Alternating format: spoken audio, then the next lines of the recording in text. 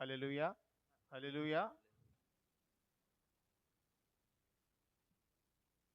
இந்த கடைசி இந்த தியான ஆராதனையிலே கலந்து கொண்டு இங்கே தேவனை துதிப்பதற்காக வந்திருக்கின்ற அனைவரையும் நான் வாழ்த்தி வரவேற்கின்றேன்.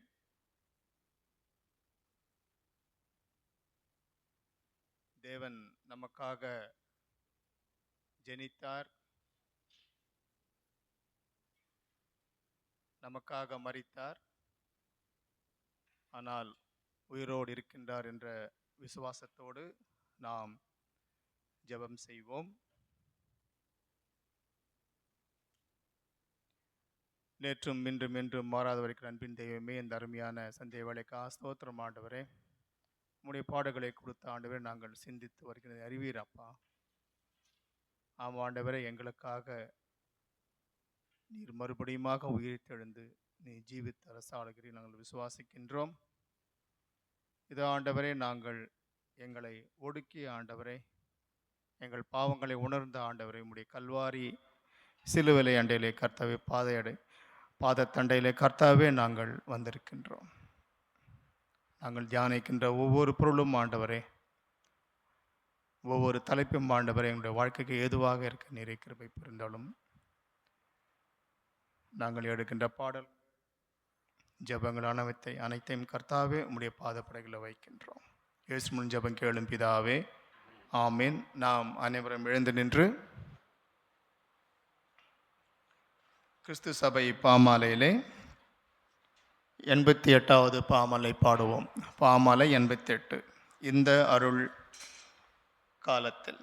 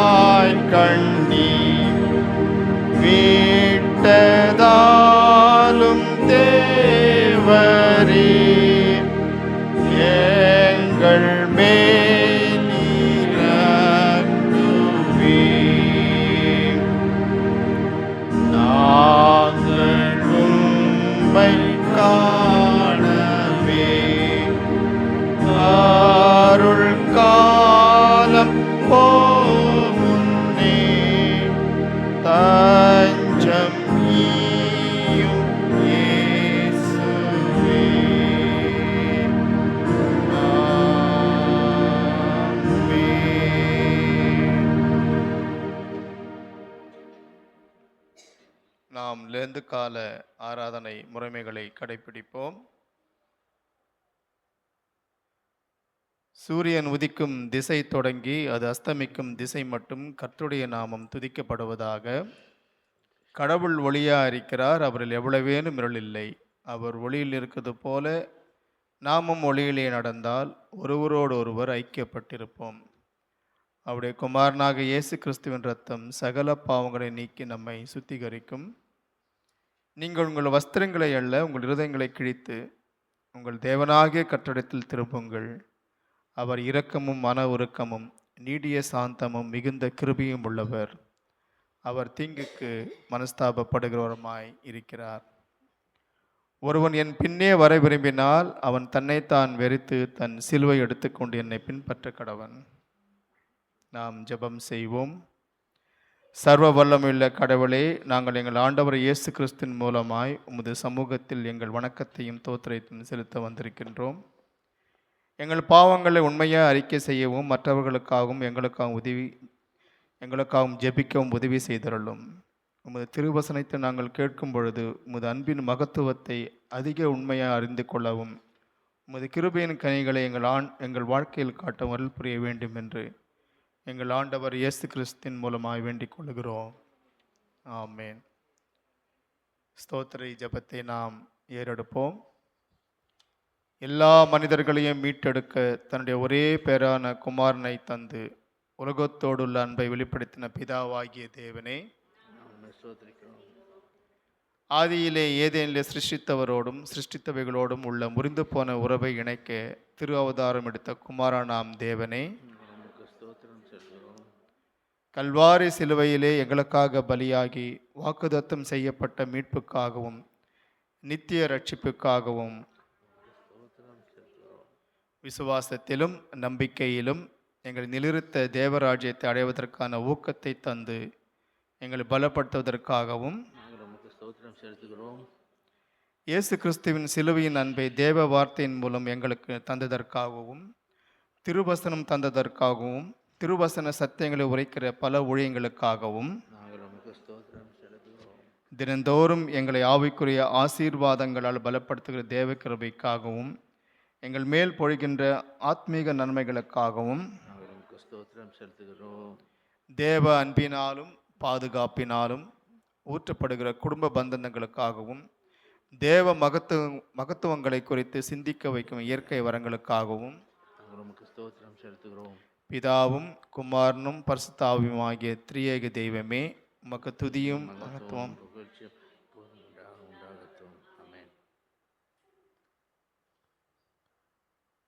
இரக்கமுள்ள ஆண்டவரே, உம்முடையத்தில் விசுவாசமாக இருக்கிற ஜனமாகிய நாங்கள் சகல பாவங்களும் சுத்திகரிக்கப்படுவதற்கும் அமைதலான மனதோடு உமக்கு ஊழிய செய்வதற்கும் எங்களுக்கு பாவம் மன்னிப்பையும் சமாதானத்தையும் அருளி செய்ய வேண்டும் என்று எங்கள் கர்த்தராகிய இயேசு கிறிஸ்துவின் மூலமாய் வேண்டிக் கொள்கிறோம். ஆமேன். இன்றைக்கான திருமறை பாடத்தை வாசிக்க கேட்போம்.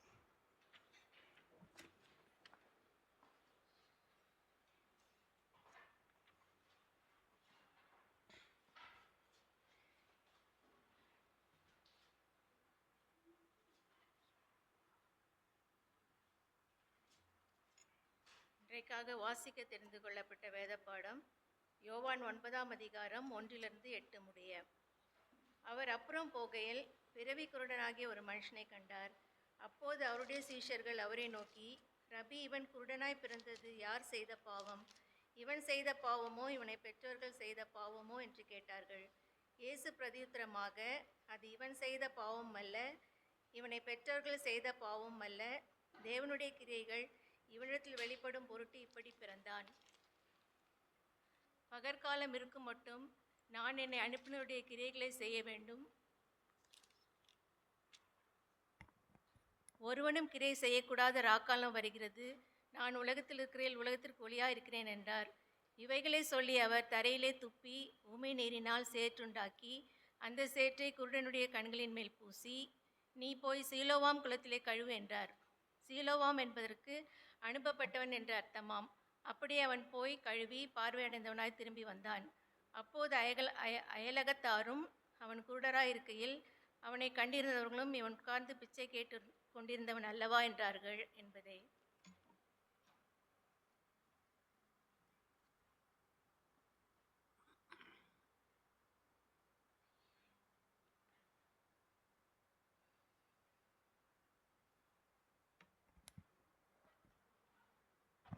நாம் அனைவரும் எழுந்து நின்று தேவனுக்கு மகிமை உண்டாகும்படியாக கிறிஸ்துவ கீர்த்தனையிலே 169வது கீர்த்தனை பாடுவோம். கீர்த்தனை 169.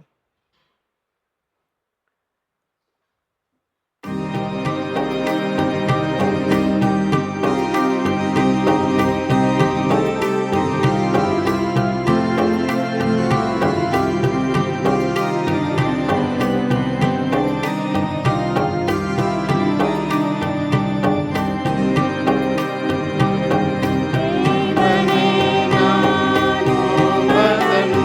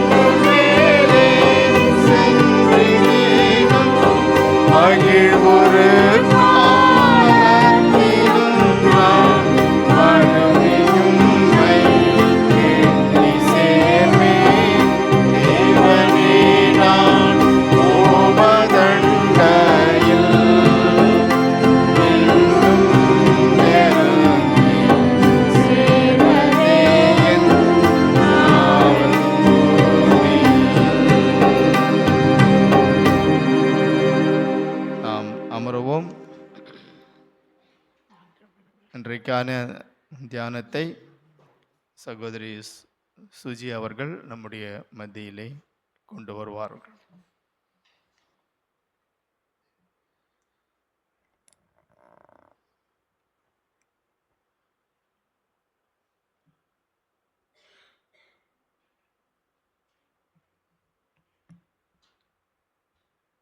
தலைகளை தாழ்த்தி ஜெபம் செய்வோம்.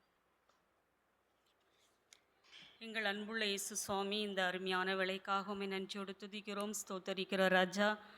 உம்முடைய சிலுவையின் அன்பை நீர் எங்களுக்கு தந்த திருமறை வசனத்தின் வழியாக தியானிக்க உம்முடைய சமூகத்திலே வந்திருக்கிறோம். எங்களை உம்முடைய சிலுவையின் நிழலில் தாழ்த்துகிறோம்.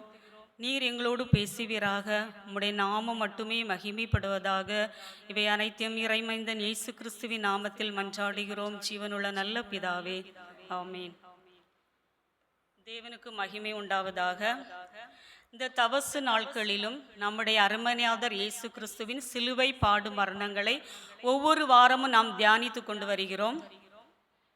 இந்த நாளிலும் நம்முடைய திருச்சபையின் சார்பில் நம்மளுக்கு கொடுக்கப்பட்ட தலைப்பு கண்ணொளியும் முள்ளொளியும், விஷன் அண்ட் மிஷன் என்பதாகும். இதற்கு நாம் திருமறை பாடமாக யோவான் 9ஆம் அதிகாரத்தை நாம் வாசிக்க கேட்டோம். இந்த திருமறை பகுதியின் யோவான் 9:5 வசனத்தை நாம் தியானமாக எடுத்துக்கொள்வோம். யோவான் 9:5. நான் உலகத்தில் இருக்கையில் உலகத்திற்கு ஒளியாயிருக்கிறேன் என்றார். யோவான் சுவிசேஷகத்தில் நாம் பார்க்கும்போது தேவன் ஒளியாயிருக்கிறார் என்பது அநேக பகுதிகளில், அநேக வசனங்களில் நாம் யோவான் சுவிசேஷத்தில் காண முடியும். தேவன் ஒளியாயிருக்கிறார். யோவான் 1ஆம் அதிகாரம் 5வது வசனத்தில் தேவன் இருளில் பிரகாசிக்கிற ஒளி என்றும், 1ஆம் அதிகாரம் 9வது வசனத்தில் மெய்யான ஒளி என்றும், 8வது அதிகாரம் 12வது வசனத்தில் ஒளியை பின்பற்றுகிறவன் ஜீவ ஒளியை அடைவான் என்றும், 12வது வசனம் 12ஆம் அதிகாரம் 46வது வசனத்தில் உலகத்திற்கு ஒளியாக வந்தேன் என்றும், இன்னும் அநேக வசனங்கள் தேவன் ஒளியாயிருக்கிறார் என்று இந்த யோவான் சுவிசேஷத்தில் நாம் காண முடியும். இவ்வுலகத்தின் பாவ இருளை போக்குவதற்காக ஜனங்கள் பாவ இருளில் இருந்தார்கள். அவர்களை மீட்பதற்கு இயேசு கிறிஸ்துவால் மட்டும்தான் ஜீவ ஒளியை பெற முடியும் என்பதற்காகவே இந்த சுவிசேஷ பாகம் மிக தெளிவாக அதை குறித்து நம்மளுக்கு விவரிக்கிறது. 2 சாமுவேல் 22ஆம் அதிகாரம் 29வது வசனத்தில் கர்த்தருடைய தாசனாகிய தாவீது இப்படி கூறுகிறார்: கர்த்தராகிய தேவரீர் என் விளக்காய் இருக்கிறீர், கர்த்தர் என் இருளை வெளிச்சமாக்கிறவர் என்று தாவீது ராஜா கூறுகிறார். என் இருளை வெளிச்சமாக்கிறவர், இதே வசனம் சங்கீதத்திலும் காணப்படுகிறது.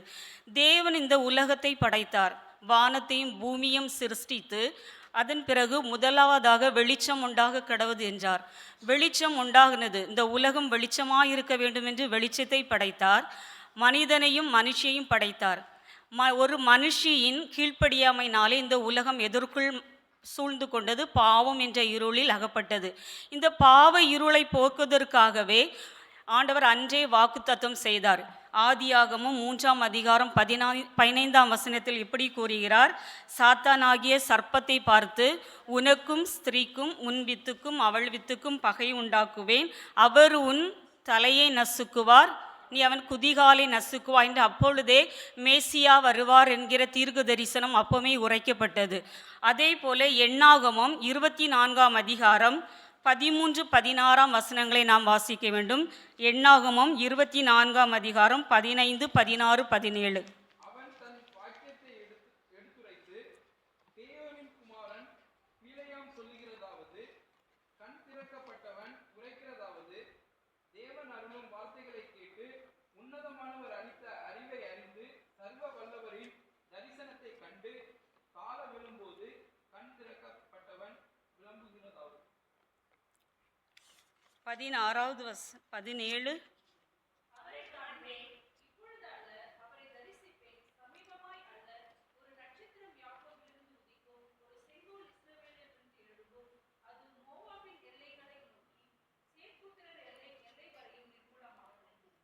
உலகத்தில் இருக்கிற எல்லா மனுஷரும் பிசாசினால் அடிமைப்படுத்தப்பட்டு பாவ இருளில் இருக்கிறார்கள்.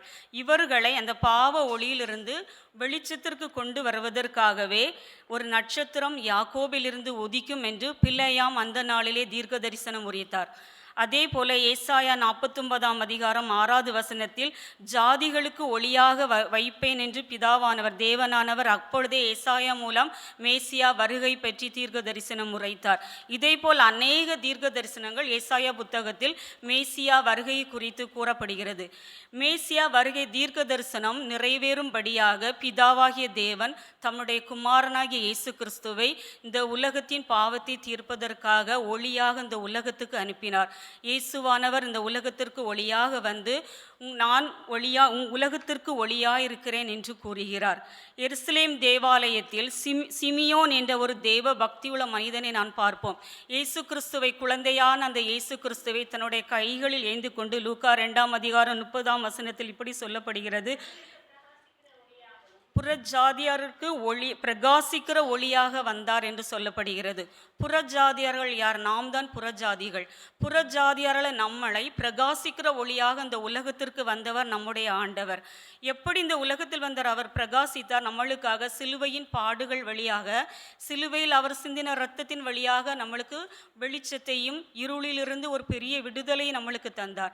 நாம் இன்று வாசிக்க கேட்ட அந்த யோவான் 9 ஒரு பிறவி குருடனை பற்றி பார்க்கிறோம். இந்த பிறவி குருடன் எப்படி ஆண்டவருக்கு, இயேசுவுக்கு சாட்சியாக இந்த உலகத்தில் ஜீவித்தான், அதை பற்றி நாம் சிறிது நேரம் தியானிக்கலாம் என்று ஆசைப்படுகிறேன்.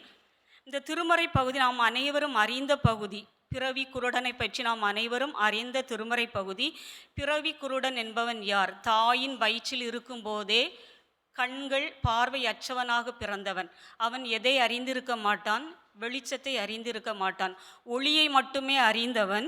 அதுவும் அல்லாமல் தாய் தகப்பன் இருந்தும் என்ன தொழில் செய்து கொண்டிருந்தான்? பிச்சை எடுக்கிற தொழிலும் தான் செய்து கொண்டிருந்தான் இந்த பிறவி குருடன். இந்த பிறவி குருடன் கண்கள் தெரியாவிட்டாலும் அவனுடைய காது எப்படி இருக்குமோ ரொம்ப ஷார்ப்பாக எல்லாவற்றையும் கேட்கக்கூடிய திறன் இவனுக்கு இருந்தது. நாம் இனி இந்த தியானிக்கும் போது இந்த வசனங்களை அவனுடைய காது எவ்வளோ கேட்கும் திறன் உடையதா என்பதை நாம் கண்டுகொள்ள முடியும். கன்னியாகுமரி மாவட்டத்தில் நம்முடைய தென்னிந்திய திருச்சபையில் கண் பார்வையற்றவர்களுக்கான ஸ்கூல் இருக்கிறது, காது கேளாதவர்களுக்கான ஸ்கூல், மெண்டல் டிஸார்டருக்கான ஸ்கூல், அப்படி நிறைய ஸ்கூல் டயசிசி சார்பாக நடத்துகிறாங்க. அந்த ஸ்கூலில் வந்து எங்களுடைய சர்ச்சி சார்பாக, எங்களுடைய ஃபேமிலி சார்பாகலாம் நாங்கள் அந்த பிள்ளைகளுக்காக மதிய லஞ்சு கொண்டு போவோம். யாருக்காக பொருத்தனையோடோ இல்லைன்னா ஏதாவது பிறந்த நாள்கள் வந்தாலும் அந்த பிள்ளைகளுக்கு நாங்கள் லஞ்சு கொடுக்கறதுக்காக அந்த இடங்களுக்கு நாங்கள் கடந்து செல்வோம். இந்த கன்னியாகுமரியில் உள்ள ஐரேனிபுரம் என்ற ஒரு இடத்தில் இந்த பிளைண்ட் ஸ்கூல் இருக்கிறது. அந்த இடத்திற்கு 2 முறை போக ஒரு வாய்ப்பு கிடைத்தது. அப்பொழுது நாங்கள் அங்கே கடந்து செல்லும்போது அந்த பிள்ளைகளுக்கு கூட லஞ்சு உட்கார்ந்து சாப்பிடணும். லஞ்சு சாப்பிட்றதுக்கு முன்பாக அந்த பிள்ளைகளுக்காக நிறைய அவங்கள்ட்ட இருக்கிற டேலண்ட்டுகளை வெளிப்படுத்துவார்கள். அநேக பிள்ளைகள் ரொம்ப அழகாக பாட்டு பாடுவாங்க. அது மட்டும் இல்லை, கீபோர்டு வாசிப்பாங்க, தபேலா வாசிப்பாங்க. அவர்களுக்கு ஒரு எழுத்து முறை உண்டு, பிரெய்லி என்கிற எழுத்து முறை. அந்த எழுத்து முறையை வைத்து அவர்கள் என்ன செய்வார்கள்னா அந்த வசனங்களை ரீட் பண்ணாங்க. அது மட்டும் இல்லை, ஒரு 4th ஸ்டாண்டர்ட் படிக்கிற ஒரு பொண்ணு அநேக வசனங்களை மனப்பாடமாய் ஒரு மிஸ்டேக் இல்லாமல் அழகாக சொல்லிச்சு. ரொம்ப ஆச்சரியமாக இருந்தது எங்களுக்கு. நாங்களே அவங்களை கேர் பண்ணக்கூடிய டீச்சர்ஸை சந்தித்தோம். அப்பொழுது அவர்களிடம் கேட்டோம், எப்படி நீங்கள் இவர்களுக்கு கற்றுக் கொடுக்கிறீர்கள்? எப்படி இதை அறிந்து கொள்கிறார்கள்? கண் பார்வை இல்லையே அவர்களுக்கு. அவர்கள் சொன்னார்கள், கண் பார்வை மட்டும்தான் தெரியாது, அவர்களுடைய கேட்கும் திறன் அவர்களுக்கு அதிகமாக உண்டு. நாங்கள் சொல்லிக் கொடுக்கிற ஒவ்வொன்றையும் எளிதாக புரிந்து கொள்ளக்கூடிய, அதை அப்சார்ப் பண்ணக்கூடிய கெப்பாசிட்டி அவங்களுக்கு நிறைய கடவுள் கொடுத்திருக்கிறார் என்று சொன்னார். அதை நான் யோசிக்கும் போது இந்த பிறவி குருடனும் அநேக கேட்கும் திறன் இவனிடத்தில் இருக்கிறது இந்த அதிகாரத்தை வாசிக்கும் போது நான் அறிந்து கொள்ள முடிந்தது. அந்த பிறவி குருடன் ஒரு பாவியான மனுஷன் என்று அங்கு இருக்கிற ஜனங்களாலே அழைக்கப்பட்டான். ஏனென்றால் யூதர்கள் முடமானவர்கள், கண் தெரியாதவர்கள், குஷ்டரோகிகள் எல்லாரையும் பாவிகள் என்ற ஒரு லிஸ்டில் வைத்திருப்பார்கள்.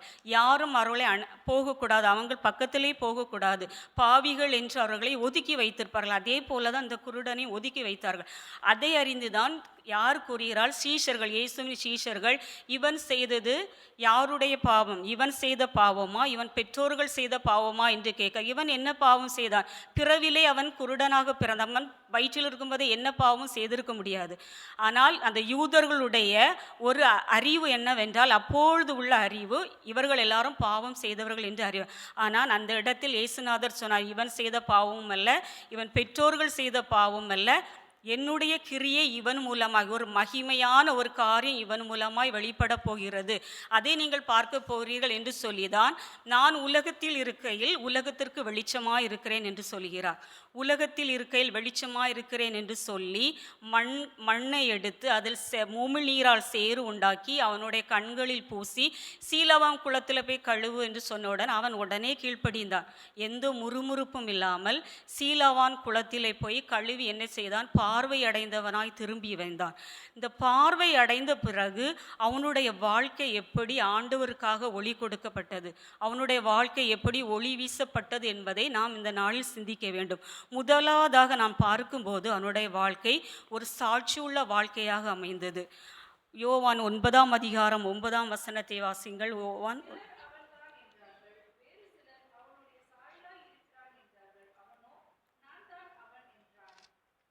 அவன் சீலவான் குளத்திலே போய் கண்களை கழுவி பார்வை அடைந்தவனால் திரும்பி வரும்போது எப்படி வந்திருப்பான்? சோகமாக வந்திருக்க மாட்டான். ஏனென்றால் வெளிச்சத்தை முதலே காண்கிறான். அதுவும் அல்ல, மரம் செடிகள் அவனை முதல் பார்க்கிறான். அதுவும் இல்லை, அங்குள்ள ஜனங்கள் எல்லாரையும் முதல் டைம் பார்க்கிறான். அப்போ எவ்வளோ சந்தோஷமா அந்த இடத்துல ஆடி பாடி சந்தோஷமாக வந்திருப்பான். இதை அங்குள்ள ஜனங்கள் எல்லாரும் பார்க்குறாங்க. இவன் என்ன பிச்சை எடுத்து கொண்டு இருந்தவன் அல்லவா, குருடன் அல்லவா, இவன் எப்படி பார்வை பெற்று இவ்வளோ? அப்போ எல்லாரும் சொன்னாங்க அவனுடைய சாயலாக இருக்கிற வேற யாராவது ஒருவனாக இருக்கு. ஏனென்றால் யூதர்கள் எல்லாரும் ஒன்றும் போல இருப்பாங்க, தாடிகள் வைத்து முடிகள். அதனால தான் யூதாஸ் காரியத்து கூட இயேசுவை ஐடென்டிஃபை பண்ணுறதுக்காக முத்தங்களால் காட்டி கொடுத்தான் என்று சொல்லப்படுகிறது. அதே போல தான் இந்த இடத்துலையும் அவனுடைய சாயலாக இருப்பானா இருக்கலாம் என்று சொன்னான். ஆனால் அவன் போய் அது நான் தான், வேற யாரும் இல்லை என்று அந்த இடத்துல சாட்சி சொல்ல எல்லாருக்கும் மத்தியில் அவன் இந்த 10 குஷ்டரோகிகளைப் போல ஒன்றும் அறியாமல் போயிருக்கலாம். ஆனால் அவன் அப்படி அல்ல, அந்த இடத்துல போய் நான் தான் என்று சொல்லி என்ன செய்கிறான்? ஒரு சாட்சி உள்ள ஒரு வாழ்க்கை அந்த இடத்தில் காணப்படுகிறது.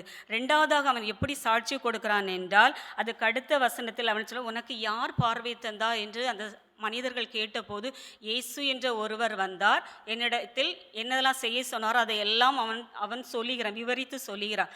அவன் கேட்டதை வச்சு இயேசுவை பார்த்தது கிடையாது. ஏனென்றால் இயேசு கண்களில் அந்த சேற்றை பூசிக்கொண்டு அந்த இடத்தை விட்டு கடந்து சென்று விட்டார். அவன் அந்த இடத்தில் யாரை காணவில்லை? இயேசுவை காணவே இல்லை. அதனால இயேசு என்ற பெயர் மட்டும்தான் அவனுக்கு தெரியும், இயேசுவை அவன் அறியவில்லை. அந்த கேட்டதை வைத்து அந்த இடத்தில் என்ன சொன்னால் ஒரு சாட்சியுள்ள வாழ்க்கை. அவன் சரீர பிரகாரமான வாழ்க்கையிலே சரீர பிரகாரமான ஒரு ஒளியை கண்டான். அவனோட சரீர பிரகாரமான கண் திறக்கப்பட்ட போது இந்த 2 சாட்சியும் அவன் கொடுத்தான். அவனுடைய உள்ளொளி, அந்த ஆவிக்குரிய சாட்சி எப்படி பிரகாசித்தது என்று நாம் பார்க்கும்போது அவனுடைய ஆவிக்குரிய சாட்சியை நாம் பார்த்தோம் என்றால் அதே அதிகாரத்தில் 9ஆம் வசனம் 17ஆம் அதிகாரத்தில் இப்படி சொல்லப்படுகிறது.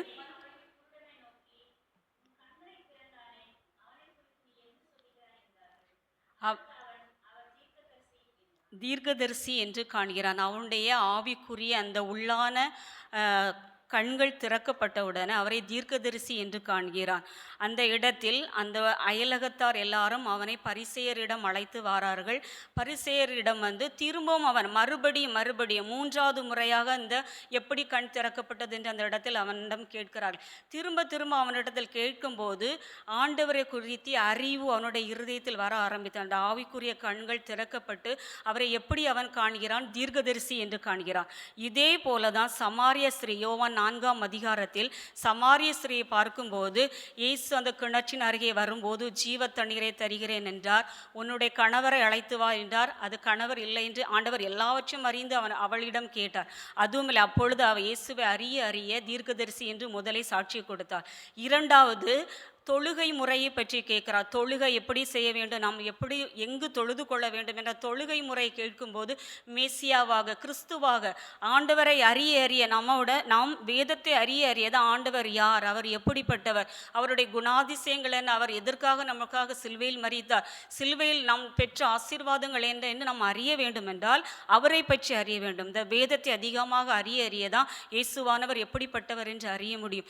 அந்த சமாரிய ஸ்திரீயும் அவரிடம் பேச அவர் கிறிஸ்து என்று சாட்சி கொடுக்கிறார். அதே அதிகாரத்தில் யோவான் 4ஆம் அதிகாரம் 39ஆம் வசனத்தை நாம் வாசிக்கும் போது யோவான் 4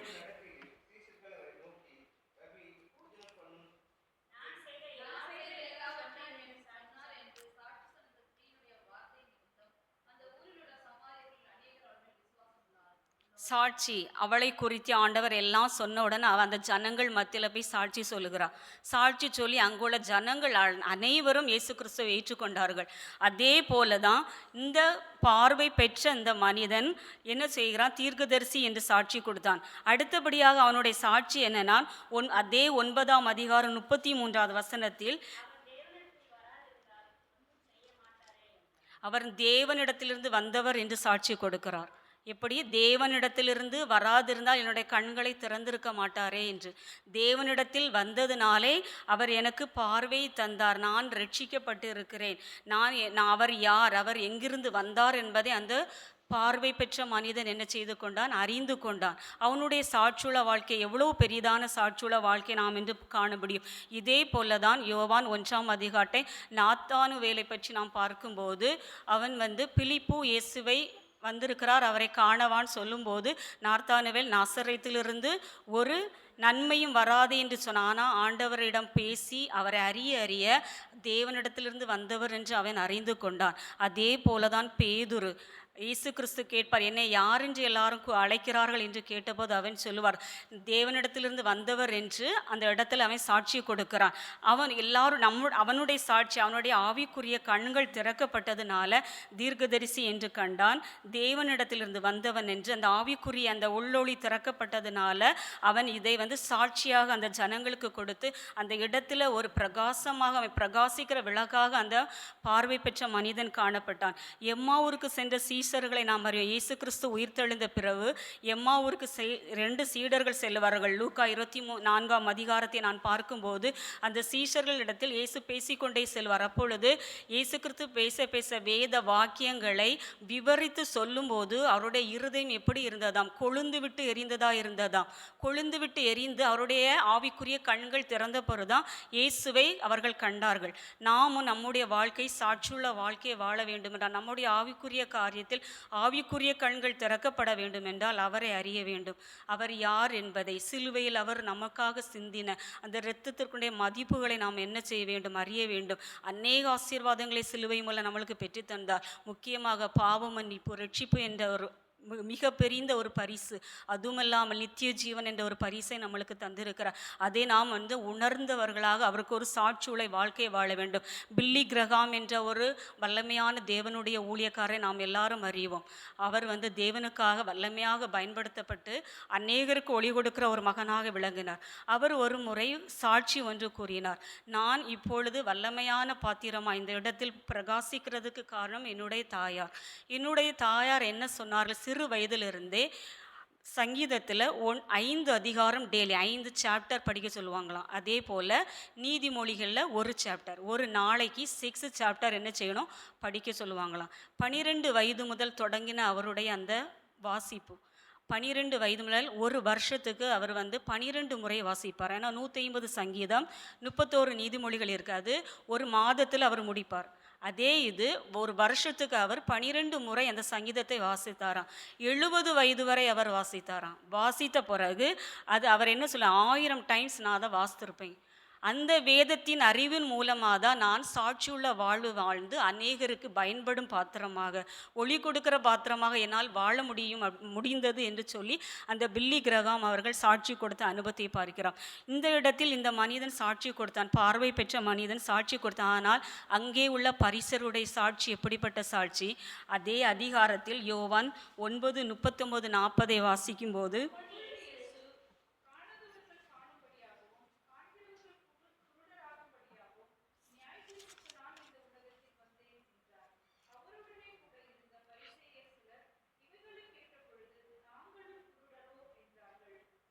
அவரும் குருடரோ என்று கேட்குறாங்க இல்லையானா, இயேசு கிறிஸ்து அவர்கள் அறிகிற அறிவாகி அந்த உள்ளான கண்கள் திறக்கப்படவில்லை. அவர்கள் யார்? ஆவிக்குரிய குருடர்கள். ஆவிக்குரிய குருடர்கள் யார் என்றால், சிலுவை பற்றிய உபதேசம் கெட்டு போனவர்களுக்கு பைத்தியமும் ரட்சிக்கப்படுகிற நமக்கோ தேவ பலன். யாரெல்லாம் அந்த சிலுவையின் அந்த அன்பினால் பலப்படாதவர்களோ, அந்த சிலுவையின் அன்பினால் யாருடைய கண்கள் திறக்கப்படல, அவர்கள் அனைவருமே ஆவிக்குரிய குருடர்கள். இந்த வசனத்தின் மூலம் நம்ம அப்படி அறிந்து கொள்ள முடியும். ஆவிக்குரிய குருடர்கள் எப்படி இருப்பார்கள் என்றால், பாவம் என்று தெரிந்தும் அந்த பாவத்தை விட்டு விலக மாட்டார்கள். அது பாவம். ஆலயத்துக்கு வருவாங்க, தசம பாகம் கொடுப்பார்கள், எல்லாவற்றையும் செய்வாங்க, எல்லாம் பண்ணுவாங்க. ஆனால் பாவம் என்று ஒன்றை அறிந்தும் அதை விட்டு என்ன செய்ய மாட்டார்கள், விலக மாட்டார். அவர்கள் தான் ஆவிக்குரிய குருடர்கள். தேவனை அறிகிற அறிவை என்ன செய்வாங்க, விரும்ப மாட்டாங்க ஆவிக்குரிய குருடர்கள். இந்த மனிதன், பார்வை பெற்ற மனிதன், தேவனை அறிகிற அறிவை அறிந்ததுனால தேவன் எங்கிருந்து வந்தவர் என்று அறிந்து கொண்டார். ஆனால் அந்த பரிசர்கள் எல்லாம் அறிந்தும் ஆவிக்குரிய குருடர்களாக அந்த இடத்தில் காண அவரை அறிகிற அறிவை விரும்பவில்லை. அதனாலே அவர்கள் ஒளி கொடுக்க முடியாதபடி அவருடைய மனக்கண்கள் அடைக்கப்பட்டிருந்ததை நாம் பார்க்கிறோம். பிரியமான நம்முடைய சாட்சியுள்ள வாழ்வு எப்படி இருக்கிறது? நாம் மத்தேயு 6ஆம் அதிகாரம் 5ஆம் அதிகாரம் 16ஆம் வசனத்தில் சொன்னது போல மற்றவருக்கு நம்முடைய நற்கிரியை, நம்மிடத்தில் உள்ள சாட்சி உள்ள வாழ்க்கை, நம்மிடத்தில் உள்ள பிறவி குணங்கள் மாற வேண்டும் என்றால் இந்த வேதத்தை நாம் அறிய வேண்டும். அப்பொழுதும் அவர் யார், அவர் எப்படிப்பட்டவர், அவருடைய குணநலங்கள், அவருடைய சாயலை நாம் பெற வேண்டும் என்றால் அவருடைய குணநலங்களை நாம் பெற்றுக்கொண்டால் அந்த பிறவி குணங்கள் நம்மளை மாறி மற்றவர்களுக்கு சாட்சியாக, மற்றவர்களுக்கு ஒளி கொடுக்குற ஒரு வாழ்வை வாழ முடியும் என்பதை நாம் இதன் மூலம் அறிந்து கொள்ள முடியும். அடுத்தபடியாக நான் பார்க்கும்போது சீஷராக மாறுகிறான். இந்த குருடன் என்னதாக மாறுகிறான்? சீஷனாக. அதே அதிகாரத்தில் நம்ம பார்க்கும்போது அதே அதிகாரம் 30வது வசனம், 27வது வசனம், 9ஆம் அதிகாரம் 27வது வசனம்.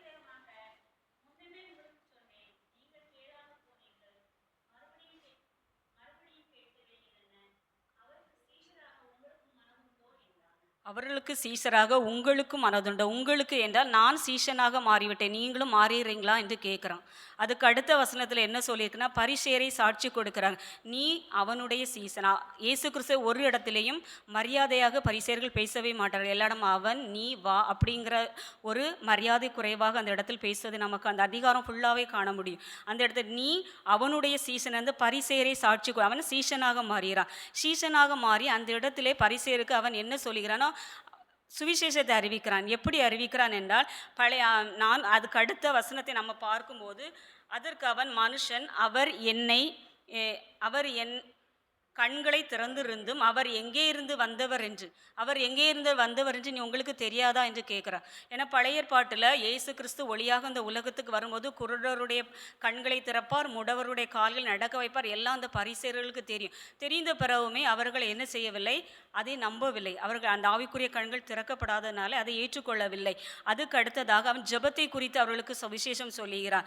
என்ன சுவிசேஷம் சொல்லுகிறார்? பாவிகளுக்கு தேவன் செவி கொடுப்பது இல்லை என்றும், அதே வசனத்தில் தேவ பக்தி உள்ளவனுக்கும் தேவனுக்கு சித்தமானவர்களுக்கு மட்டும்தான் செவி கொடுப்பார். ஜெபத்தை குறித்து அவன் என்ன செய்கிறான்? சுவிசேஷம் அறிக்கிறவனாக காணப்பட்டுகிறான். பாவிக்கு செவி கொடுக்க மாட்டார், தேவ பக்தி உள்ளவனாக இருக்கணும், தேவ சித்தத்தை செய்யணும், அப்போ தான் அவர் செவி கொடுப்பார். அப்பவும் இயேசுவானவர் தேவனிடத்திலிருந்து வந்தவர், அதனால தான் எனக்கு எனக்கு சுகத்தை கொடுத்தாருன்னு அவங்ககிட்ட சுவிசேஷத்தை அறிவிக்கிறவனாக அவன் காணப்படுகிறார். நாமும் அநேகருக்கு என்ன செய்யணும்? சுவிசேஷங்களை அறிவிக்க வேண்டும். இந்த நம்முடைய சரீரப்பிரகாரமான சாட்சிகள் அநேகம் உண்டு, ஆனால் ஆவிக்குரிய சாட்சிகள் மூலம் அநேக ஆத்துமாக்களை நம்ம என்ன செய்ய வேண்டும்? அவருடைய அன்புக்குள்ளே இழுக்கிறவர்களாக காணப்படும். இந்த பரிசேயருடைய கண்கள் ஏன் அடைக்கப்பட்டது என்றால் 2 கொரிந்தியர் 4ஆம் அதிகாரம் 4வது வசனத்தில் நாம் பார்க்கும்போது, 2 கொரிந்தியர் 4:4 வசனத்தை பார்க்கும்போது,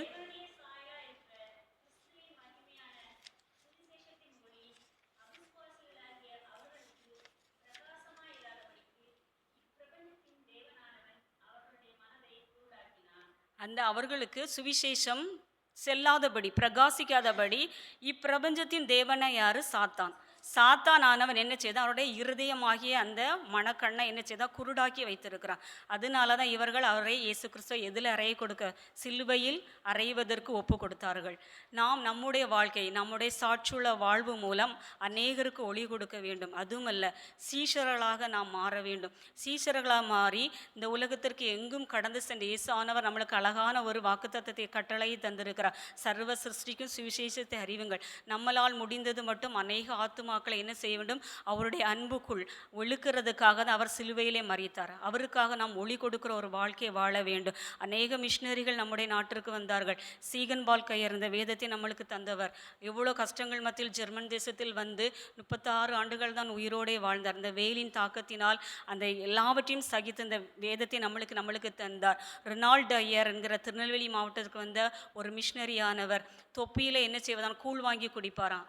பெரிய பணக்காரர், அவ்வளோ கல்விமான், எல்லாவற்றையும் விட்டு எதற்காக இந்த தேசத்திற்கு வந்த நம்மளும் தேவனுடைய ராஜ்யத்துக்குள் பிரவேசிக்க வேண்டும், அந்த நித்திய ஒளியை பெற்றுக்கொள்ள வேண்டும் என்பதற்காக தான் இந்த மிஷினரிகள், அநேக மிஷினரிகள் தன்னுடைய மனைவிகள் பிள்ளைகளை இழந்து இந்திய தேசத்திலே அநேக பேர் ஊழியம் செய்தார்கள். நம்முடைய வாழ்க்கை எப்படி இருக்கு? நம் மற்றவர்களுக்கு சாட்சியுள்ள வாழ்க்கை, நம்முடைய சாட்சியை கண்டு நம்மிடத்தில் கிறிஸ்து வாழுகிறார் என்கிறார் என்ற எண்ணத்துடன் மற்றவர்கள் அதை காண வேண்டும். அந்த சாட்சியுள்ள வாழ்க்கையை வளர்ப்பதான் அநேகருக்கு யோவான் ஸ்நாபகனை போல எரிந்து பிரகாசிக்கிற விளக்காக நம்ம என்ன செய்யணும்? ஒளி கொடுக்கிற ஒரு வாழ்வு நம்மிடத்தில் வேண்டும். நம் ஆண்டவரிடத்தில், நான் உமக்காக ஒளி கொடுப்பேன், உம்முடைய சமூகத்திலே நான் வரும்போது வெறுங்கையா நான் வரமாட்டேன், ஏதாவது ஒரு ஆத்துமா என்ற சாட்சியின் வாழ்க்கை மூலமாக, என்னுடைய சுவிசேஷத்தின் மூலமாக ஒரு ஆத்துமாவது நான் உமக்காக உம்முடைய சமூகத்தில் வருவேன், உம்முடைய சமூகத்திலே வெறுங்கையா வரமாட்டேன், வெட்கப்பட்டு உம்முடைய சமூகத்திலே நிற்க மாட்டேன்னு சொல்லி அவருடைய சமூகத்தில் நம்ம ஒப்பு கொடுத்து அவருக்கு ஒளியாக நாம் திகழ்வோமா? அவருடைய சமூகத்தில் நம்மை தாமே நாம் அர்ப்பணிப்போமா? ஜெபம் செய்வோம். ஆண்டவரே, உம்முடைய சமூகத்தில் எங்களை நாங்கள் தாழ்த்தி ஒப்படைக்கிறோம். ஆண்டவரே, நாங்கள் உமக்கு சாட்சியாக வளர்ந்து ஒளியாக இந்த உலகத்துக்கு பிரகாசிக்க நாங்கள் உம்முடைய சமூகத்திலே வரும்போது வெறுங்கையாய் வராதபடி ஆத்துமாக்களை ஆதாயம் செய்து கொண்டு உம்முடைய சமூகத்தில் வர எங்களை நாங்கள் அர்ப்பணிக்கிறோம். ராஜா, எல்லாருக்கும் தெரிந்த பாடல் இந்த 4 லைனையும் பாடி ஆண்டவருடைய சமூகத்தில் நாம் ஒப்பு கொடுப்போமா? ஆத்மா ஒன்றும் ரட்சிக்காமல் வெட்கத்தோடே ஆண்டவா, வெறும் கையனாக உம்மை கண்டு கொள்ளலாகுமா? அன்புடைய இயேசுசாமி, எங்களை முழுவதும் நாங்கள் உம்முடைய கரத்திலே தாழ்த்துகிறோம். மற்றவர்களிடத்தில் நாங்கள் சாட்சியுள்ள வாழ்க்கை, மற்ற மக்கள் மத்தியில் சாட்சியாக வாழ்ந்து நாங்கள் உம்மை பிரதிபலிக்க உமக்கு பிரியமாய் வாழ ஒரு கிருபையை தாருங்க. ஆத்தும ஆதாயம் செய்யக்கூடிய இந்த ஆத்தும பாரத்தை எங்களுடைய குடும்பங்களுக்கும் எங்களுடைய திருச்சபைகளுக்கு நீர் தந்து ஒளியாக நாங்கள் வாழ எங்களுக்கு கிருபை செய்ய வேண்டும் என்று இயேசுவின் நாமத்தில் மன்றாடுகிறோம் ஜீவனுள்ள நல்ல பிதாவே.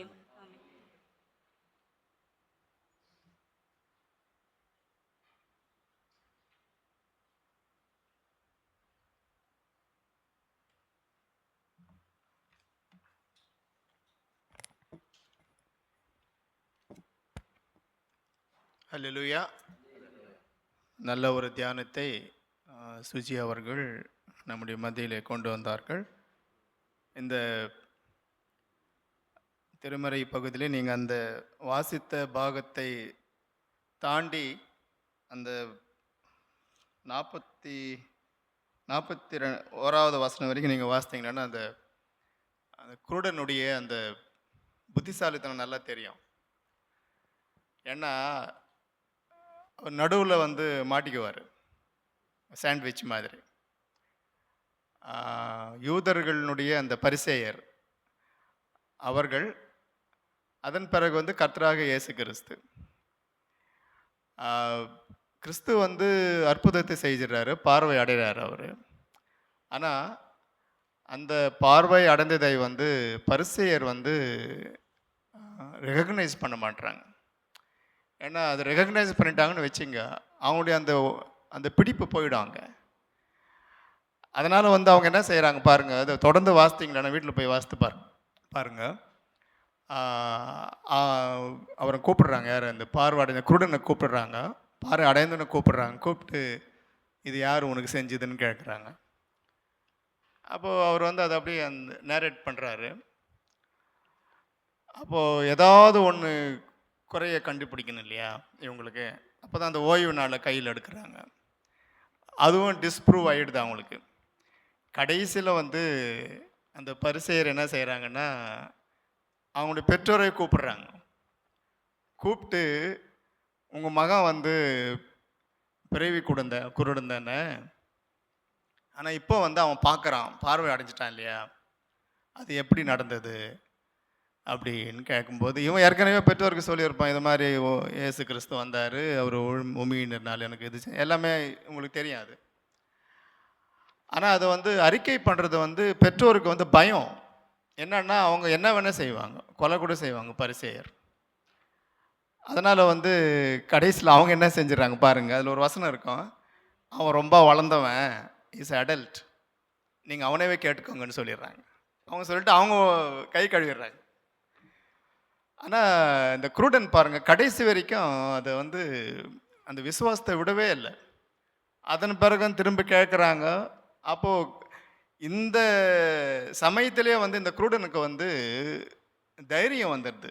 ஏன்னா ஒரு பரிசேயர் இல்லை ஆசாரியர்களை எதிர்த்தோ இல்லை அவங்ககிட்ட வந்து தர்க்கம் பண்ணுறதுக்கு வந்து தைரியம் வேணும். ஏன்னா அவங்க கொலை பண்ணிடுவாங்க கண்டிப்பாக. அந்த நீதி உண்டு அவங்க கிட்ட அது. அப்போது அவன் என்ன செய்கிறாரு, ஏதோ இந்த வசனம் வந்து அவர் தேவனிடத்திலிருந்து நான் 33வது வசனம். அவர் தேவனிடத்திலிருந்து வராதிருந்தால் ஒன்றும் செய்ய மாட்டாரே என்றான். அதாவது தேவனிடத்தில் வந்தார் இல்லையா அவர்னால செய்ய முடியும். அது ஏன் நீங்கள் நம்ப மாட்டேங்கிறது தான் அங்கே இருக்கிற அவன் அங்கேயே வந்து அவங்களுக்கு டிக்டேட் பண்ண ஆரம்பிக்கிறாரு. அவங்க உடனே என்ன செய்கிறாங்க பாருங்க. அவர்கள் அவனுக்கு பிரதியுத்தரமாக, முழுவதும் பாவத்தில் பிறந்த நீ எங்களுக்கு போதிக்கிறாயா என்று சொல்லி அவனை புறம்பே தள்ளிவிட்டார்கள். அதை சொன்ன உடனே அவங்களால அதை பொறுக்க முடியல. நம்மளுடைய வாழ்க்கையும் அப்படிதான். நம்ம தவறு இல்லை ஏதாவது ஒன்று சொன்னால் நம்ம சும்மா இருக்க மாட்டோம்ல, அவ்வளோ ஈஸியாக அக்செப்ட் பண்ண மாட்டோம். மெதுவாக தான் அக்செப்ட் பண்ணுவோம். உடனே வந்து வெளியே தள்ளிடுறாங்க அவங்க. நீ பாவத்தில் போகிறத நீ என்ன எங்களுக்கு போதிக்கிற அப்படின்னு. அது அப்படியே போங்க. இதை வந்து புறம்பே தள்ளனவங்களை வந்து புறம்பே புறம்பே தள்ளிட்டாங்கன்னு சொல்லி கேள்விப்பட்டு இயேசுசாமி திரும்ப வரார். இது வந்து நீங்கள் பைபிளில் இந்த இன்சிடென்ட் வந்து வேறு எந்த இதுலையும் இருக்காது பாருங்க. நீங்கள் இவர் கேள்விப்பட்டு திரும்ப வராரு. யாருக்கிட்ட? குருடன்கிட்ட வராரு, பார்வையாளர்கிட்ட திரும்ப வராரு. அதை படித்து பாருங்கள், அந்த 5 வருஷத்தில் இருக்கு அவர். அப்போது இயேசு அவனை நோக்கி, நீ அவரை கண்டிருக்கிறாயா அப்படின்னு கேட்கும்போது அவனுக்கு ஒன்றும் புரியல. உடனே உன்னுடன் பேசுகிறவர் அவர்தான் அப்படின்னு சொல்றார். அதுக்கு முன்னாடி பாருங்க, அதற்கு அவன், ஆண்டவரே அவர் யாருன்னு தெரியாமையே விசுவாசிக்கிறான். கண்டு விசுவாசிக்கிறவனை விட காணாமல் விசுவாசிக்கிறவன் பாக்கியவான். எல்லா வசனம் நமக்கு தெரியும். நம்ம அப்படி இருக்கிறோமான்றது தான் வந்து என்னையும் சேர்த்து ஒரு கேள்வி. வசனங்கள் எல்லாம் நமக்கு தெரியும், பட்டு இதான் நரேஷனுங்க. கடைசியில் பாருங்க, அவருடனே கூட இருந்த பரிசேயரிடத்தில் சிலர் இவைகளை கேட்ட பொழுது நாங்களும், அவங்க இறங்கி வந்தாச்சு, கீழே லைனுக்கு வந்துட்டாங்க. யார்? இன்னும் ரொம்ப ரெசிஸ்டன்ஸாக இருந்தாங்க. கடைசியில் வந்து ஏசாமி கிட்ட கேட்க ஆரம்பிக்கிறாங்க. என்ன கேட்டாங்க? நாங்கள்லாம் குருடுறா அப்படின்னு கேட்குறாங்க. அப்போ என்ன பதில் சொல்ல பாருங்க. கடைசி வசனம் பாருங்க. இயேசு அவர்களை நோக்கி, நீங்கள் குருடராக இருந்தால் உங்களுக்கு பாவம் இராது. அது எப்படி புரிஞ்சுக்கிறது?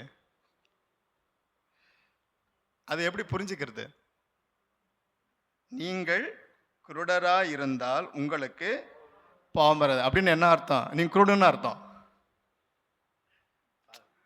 அவர் நீங்கள் குருடுன்னு சொல்லலை அவர். ஆனால் குருடராக இருந்தால்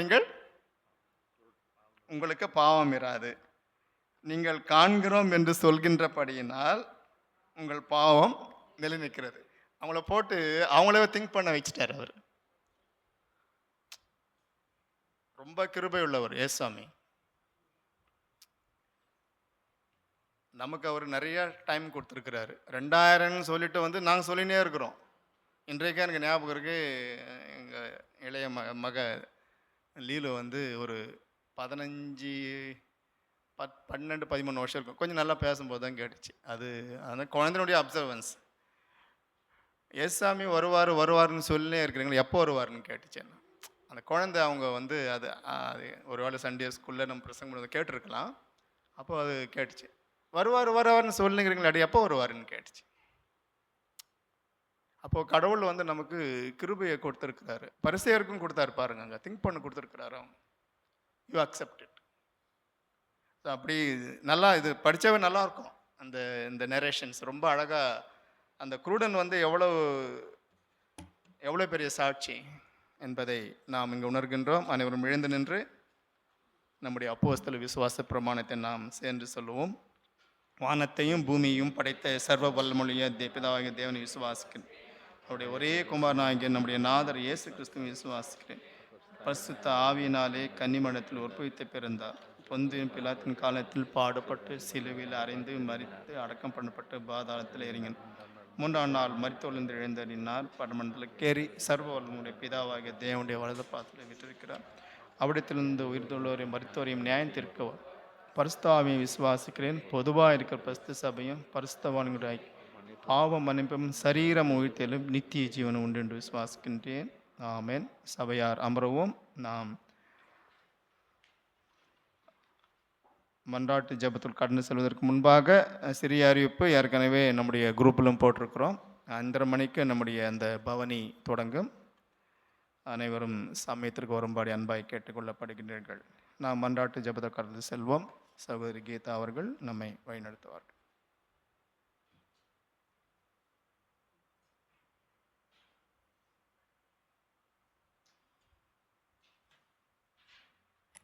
மன்றாட்டு ஜெபம். தேவனுடைய படைப்பினால் உண்டான மனோகரமான இந்த உலகத்திற்காகவும் சகலவித ஜீவராசிகளுக்காகவும் நாம் பிரார்த்தனை செய்வோமாக. உலகத்தில் நீதியும் சமாதானமும் நட்பும் மலர வேண்டும் என்று நாம் பிரார்த்தனை செய்வோமாக. எல்லா ராஜ்யங்களுக்காகவும் ராஜ்யங்களை ஆளும் அதிகாரிகளுக்காகவும் நாம் பிரார்த்தனை செய்வோமாக. சமுதாயத்தில் வெவ்வேறு இடங்களில் பல வகையான பொறுப்புகளில் இருப்பவர்களுக்காக நாம் பிரார்த்தனை செய்வோமாக. நீதி மறுக்கப்பட்டவரும் ஒடுக்கப்பட்டவர்களுக்காகவும் ஏழைகளுக்காகவும் குற்றவாளிகளுக்காகவும் நாம் பிரார்த்தனை செய்வோமாக. எல்லா குழந்தைகளையும் வாலிபரையும் நடுத்தர வயதுள்ளோரையும் நினைத்து நாம் பிரார்த்தனை செய்வோமாக. அனாதைகள், விதவைகள், முதியோர்கள் அனைவரையும் நினைத்து நாம் பிரார்த்தனை செய்வோமாக. வியாதியஸ்தர்கள், விபத்துக்குள்ளானோர், மாற்றுத்திறனாளிகள், வறுமையில் இருப்பவர்களுக்காகவும் நாம் பிரார்த்தனை செய்வோமாக. எல்லா சுவிசேஷ ஊழியங்களையும் ஊழியக்காரர்களையும் எல்லா கிறிஸ்துவ ஸ்தாபனங்களுக்காகவும் நாம் பிரார்த்தனை செய்வோமாக. எல்லா கிறிஸ்துவ திருச்சபைகளையும் நம்முடைய திருச்சபையும் சபையின் எல்லா அங்கங்களையும் மூப்பர்களையும் ஊழியங்களையும் எல்லா குடும்பங்களையும் நினைத்து நாம் பிரார்த்தனை செய்வோமாக. ஜெபம் செய்வோம். துதிகளின் மத்தியிலே வாசமா இருக்கிற கர்த்தாவே, இந்த கர்த்தாவே சப்பா அருமையான கர்த்தா, இந்த இரவு வேளை காக்கூட நமக்கு கொடான கொடி ஸ்தோத்திரம் கர்த்தாவே. கடந்த ஆண்டவரே சப்பா கர்த்தா மாதம் முழுவதும் ஆண்டவரே சப்பா சிலுவையினுடைய தியானத்தை குறித்து கர்த்தா நாங்கள் தியானிக்கும்படியாக ஆண்டவரே சப்பா நீர் கொடுத்த பாராட்டின மிகப்பெரிய கர்த்தாவே கிருபைக்காக நாங்கள் நன்றி செலுத்துகிறோம் தகப்பனே சப்பா. வர தடைப்பட்ட கர்த்தாவே பிள்ளைகளுடைய சமூகத்தில் நாங்கள் ஒப்புக் கொடுக்கிறோம் ஆண்டவரே சப்பா. இனி வருகின்ற ஆண்ட கர்த்தாவே வாரம் முழுவதும் ஆண்டவரே சப்பா ஹோலி வீக்காக இருக்கிறபடினால் ஆண்டவரே சப்பா முழுவதுமாக கர்த்தா அந்த வாரம் முழுவதும் கர்த்தாவே எங்களோட காரியங்களை கர்த்தாவை நாங்கள் ஒதுக்கி வைத்து விட்ட ஆண்டவரே உங்களுடைய சமூகத்தில் நாங்கள் காத்திருக்க ஆண்டவரே எங்களுக்கு கிருபை பாராட்டன்மான சமூகத்தில் நாங்கள் கெஞ்சி மன்றாடுகிறோம் தகப்பனே சப்பா. எங்களுக்காகவும் எங்களோட பாவங்களுக்காகவும் கர்த்தா உண்மையை கர்த்தாவே சிலுவாயில் கர்த்தாவே அப்பா கல்வாரி சிலையில் கர்த்தா பலியாக ஒப்பு கொடுத்தேன் ஜீவனுள்ள தேவனே கர்த்தாவே சப்பா. ஆண்டவரே சப்பா இன்றும் எங்களோடு கூட கர்த்தாவை ஜீவித்திருக்கிறவரே நாங்கள் நன்றி செலுத்துகிறோம் தகப்பனே சப்பா. இந்த நாளில் ஆண்டவரே சப்பா யோவான் 9ஆம் அதிகாரத்தை குறித்த கர்த்தாவே சப்பா நாங்கள் தியானிக்கும்படியாகவும் அதன் மூலமாக கர்த்தாவே அநேக காரியங்களை அறியும்படியாக நீர் கொடுத்த மகா பெரிய கிருபைக்காக நாங்கள் நன்றி செலுத்துகிறோம் தகப்பனே சப்பா. நாங்கள் வசனங்களை வாசிக்கிறவர்களாய் மாத்திரமாக இராமல் தகப்பனே சப்பா அந்த வசனத்துக்குரிய காரியங்களை ஆண்டவரை நாங்கள் ஆராய்ந்து அறியக்கூடிய அறிவை நீர் எங்களுக்கு கொடுக்க வேண்டுமாய் அந்த கர்த்தாய் வசனங்களின் மூலமாக ஆண்டவரே சப்பா உம்முடைய சமூகத்தில் நாங்கள் பெற்றுக்கொண்ட நன்மைகளை ஆண்டவரே சப்பா நாங்கள் நற்சாட்சி உள்ளவர்களாய் நாங்கள் பகிரவும் தகப்பனே. ஆத்துமாக்களை ஆதாயப்படுத்த கர்த்தாவே நாங்கள் கர்த்தாவை எங்களை தகுதிப்படுத்த வேண்டுமா அவருடைய சமூகத்தை நாங்கள் கெஞ்சி மன்றாகிறோம் தகப்பனே சப்பா. நாங்கள் பரிசேயர்களைப் போல ஆண்டவரே சப்பா கடினமான மனதுள்ளவர்களாய் இராதபடிக்கு தகப்பனே ஆண்டவரே சப்பா அந்த வசனங்களை ஆண்டவர் நாங்கள் ஆராய்ந்து அறிந்த ஆண்டவரே சப்பா ஏசப்பா எங்களுக்கு நீர் செய்த கர்த்தாவே எல்லா விதமான நன்மைகளையும் ஆண்டவரே சப்பா கர்த்தாவே நாங்கள் நற்சாட்சியுள்ளவர்களாய் தகப்பனே நன்றியுள்ளவர்களாய் தகப்பனே உம்முடைய சமூகத்தில் நாங்கள் காணப்பட ஆண்டவரே இயேசப்பா உம்மை நாங்கள் பிரதிபலிக்க ஆண்டவரே தேவரின் முற்றிலும் நாங்கள் தகுதிப்படுத்த வேண்டுமா அவருடைய சமூகத்தில் கெஞ்சி மன்றாடுகிறோம் தகப்பனே இயேசப்பா. வருகின்ற நாட்களை உம்முடைய சமூகத்தில் நாங்கள் ஒப்புக் கொடுக்கிறோம் தகப்பனே இயேசப்பா. வருகின்ற வெள்ளிக்கிழமை ஆராதனை உம்முடைய சமூகத்தில் நாங்கள் ஒப்புக் கொடுக்கிறோம் தகப்பனே இயேசப்பா. ஸ்தோத்திரம் கர்த்தா அந்த குருத்தோலை ஞாயிறு சமூகத்தில் நாங்கள் ஒப்புக் கொடுக்கிறோம். ஏறெடுக்கிறதான காரியங்கள் ஒவ்வொன்றையும் தகப்பனே என் தேவரின் கர்த்தா நீர் முழுமையாக எங்களை ஆசீர்வதித்து பாதுகாத்துக்கொள்ளும் சமூகத்தில் கெஞ்சி மன்றாடுகிறோம் தகப்பனே. இந்த இரவெளி உம்முடைய சமூகத்தை நாங்கள் ஒப்புக் கொடுக்கிறோம் ஆண்டவரே இயேசப்பா. எங்களை போக்கிலும் வரத்திலும் கர்த்தா உம்முடைய கரம் இருந்து எங்களை வெளியெடுத்து பாதுகாத்துக் கொள்ளட்டும் தகப்பனே. மீதியான வழி நீர் பொறுப்பெடுத்துக் கொள்ளுங்க ஆண்டவரே. எங்களை குடும்பங்களில் நாங்கள் ஒரு சாட்சியாக இருக்கத்தக்கதாக ஆண்டவரே இயேசப்பா எங்கள் சபையில் உள்ள ஒவ்வொரு குடும்பங்களையும் குடும்ப அங்கத்தினர்களையும் கர்த்தா உம்முடைய சமூகத்தை நாங்கள் ஒப்புக் கொடுக்கிறோம் தகப்பனே. குடும்பங்களில் சமாதானத்தை நீங்க கட்டளையிடுங்க இயேசப்பா. குடும்பங்களில் தேவ பயத்தை கர்த்தாவே நீங்க அப்பா எங்களுக்கு வர பண்ணுங்க இயேசப்பா. ஸ்தோத்திரம் கர்த்தாவே. ஏனோ தானோ என்று கர்த்தா எங்கள் வாழ்க்கையை நாங்கள் கழிக்காதபடிக்கு தகப்பனே இந்த சலாலா பட்டணத்தில் தகப்பனே எங்களை என்ன நோக்கத்திற்காக நீர் கொண்டு வந்தினோர் தகப்பனே இயேசப்பா அந்த நோக்கத்தை நாங்கள் நாங்கள் உணர்ந்து நடக்கிறவர்களாய் உங்களுடைய சித்தத்துக்கு எங்களை நாங்கள் ஒப்பு கொடுத்து நாங்கள் ஜெபிக்கிறோம் தகப்பனே சப்பா. மீதியான வழி நீர் பொறுப்படுத்திக் கொள்ளுங்க, வெளியெடுத்து பாதுகாத்துக் கொள்ளுங்க சப்பா. இம்மட்டுமாக இருந்த எங்களை எபினேசர கர்த்தாவே சப்பா, இனி வரும் நாட்கள் எங்களோடு கூட இருப்பீர் என்ற விசுவாசத்தோடு கூட கர்த்தாவே எங்களுடைய ஜெபங்கள் நாங்கள் எடுக்கிறோம் தகப்பனே. எல்லாவற்றையும் தாமே ஆசீர்வதித்து பாதுகாத்துக் கொள்ள வேண்டும் கர்த்தாவே. என் ரட்சகர் மீட்பருமாய் தகப்பனே நாதர் இயேசு கிறிஸ்து நாமத்துக்கே ஜெபங்கள் நல்ல பிதாவே, ஆமென்.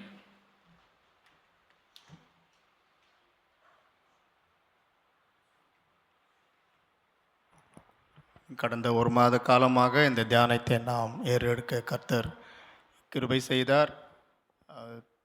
எவ்வளவோ நமக்கு பணி நிமித்தமாகவும் அல்லது மற்ற அலுவல்கள் நிமித்தமாகவும் நாம் ரொம்ப பிஸியாக இருந்தாலும் இதில் நிறைய பேர் கலந்து கொள்ளும்படியாக தேவன் கிருபை செய்தார்.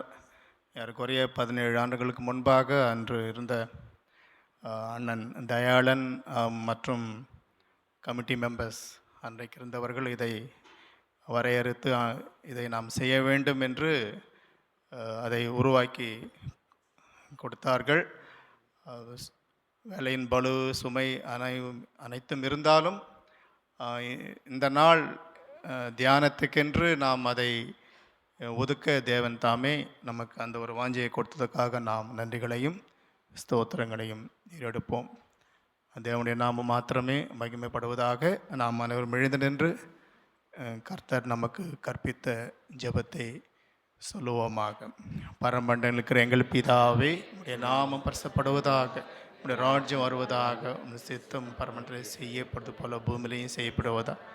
அன்றமாய்க்குட்டும் செய்களும் மன்னிங்க போல பாவற்றங்கள் மனு எங்களை சோழனுக்கு பிரவேசி பண்ணாமல் திமின்றத்துக் கொள்ளும் ராஜ்யம் வல்லமையும் மகிமையின் அடிக்கொலையிலே ஆமென்.